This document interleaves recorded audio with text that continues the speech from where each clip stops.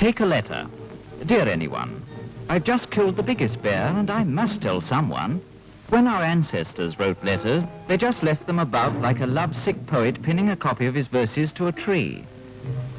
And the Egyptians, with their hieroglyphics, they wrote in stone so that they could boast right down time into the future. But the Babylonians were businessmen, and they wrote on light, soft clay and baked their bills in an oven before posting.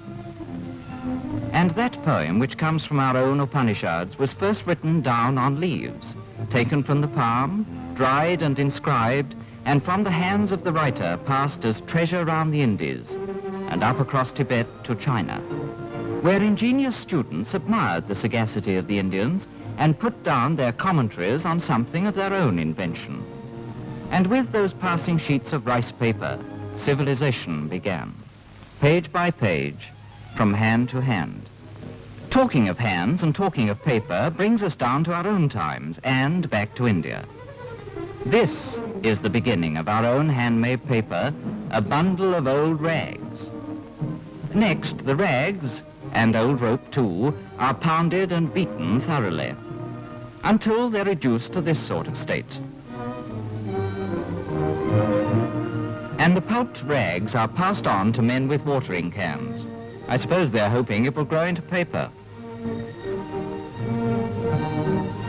I wonder why they call it handmade paper. Next, the pulp is poured into bins, and from there it's sent for chemical treatment. The pure plant stuff is pounded again by a primitive crusher that nobody's troubled to improve since it was invented centuries ago. Why should they improve it? After all, this simple way of making paper ends up in a product which lasts longer, looks better, and is in every way superior to anything the best machine can make. This man knows his testing job because his father knew his job, and his father's tricks are still the best tricks.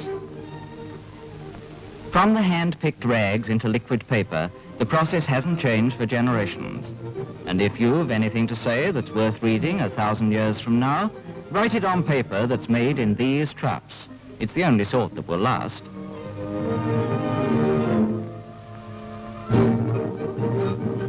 And here's why.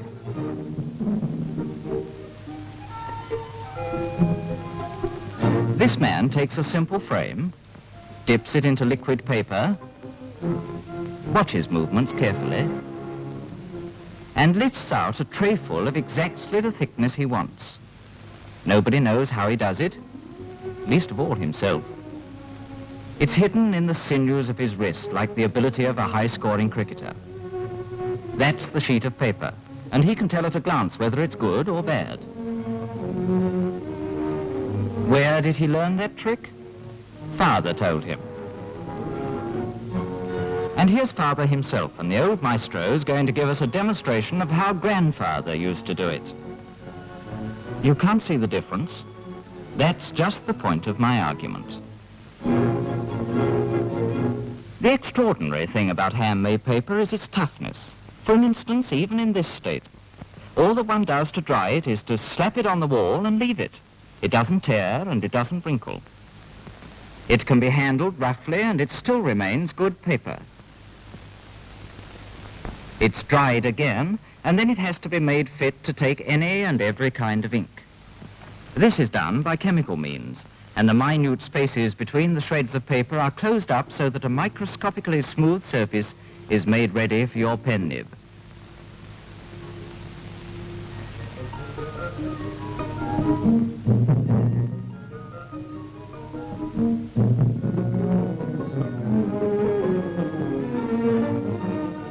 Final touches are of course done by hand.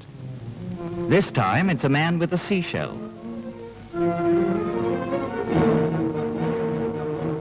Occasionally, to smarten it up a bit, the modern craftsman doesn't mind a bit of newfangled machinery, even imported machinery.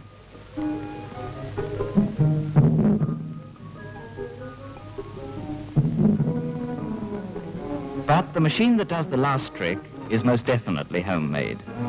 Under a pressure of what a professor of physics might call 2 foot-pounds, the paper is made ready for cutting. And that's how our own Indian handmade paper is made. Handmade paper is so evenly made that it has the same resistance to tearing in whatever direction you try. But the machine age doesn't want the best. It wants the quickest, the most, and the cheapest. Tons of grass are sucked up into the mouth of this monstrous steel animal, to be digested in its several and ingenious stomachs. The machines use rags too, just as the craftsmen do, but the machine's appetite isn't satisfied with cloth. Miles of bamboo are hurried daily to feed its champing maws. Here comes sufficient of it to make paper to run the world of the machine age for perhaps the 40th part of a 100th of a second.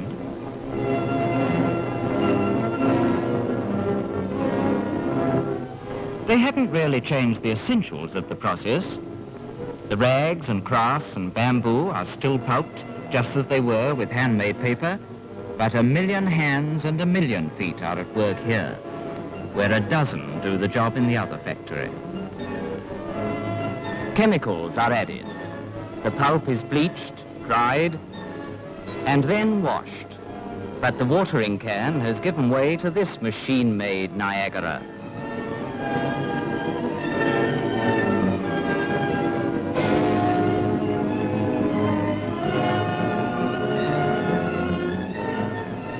Where in the other factory they took a sheet and looked at it and liked it, here the pulp piles off the rollers like a huge and endless blanket, even, uniform, reliable.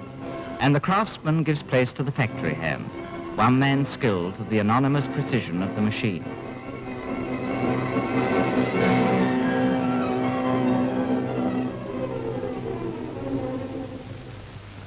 In these vats, they make paper of a higher grade. The skill of generations has been reduced to a formula. There's no hand skill needed here but that of the common laborer. Almost. There's still the final touch, the final test, and that can only be given by hand. The pulp isn't plastered on a wall to dry. The wall would have to be as long as that they built in China. It's passed through these rollers, and the water is mechanically squeezed out.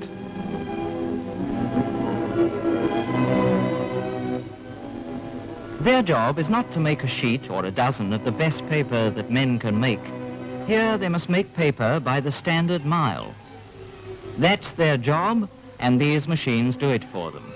It's the result of applying the multiplication table to the wrist of the man who dipped the frame into the vat. It isn't cleverer, it's bigger. It wouldn't have existed if somebody hadn't done it all the simple way first. These machines are a monument to that man.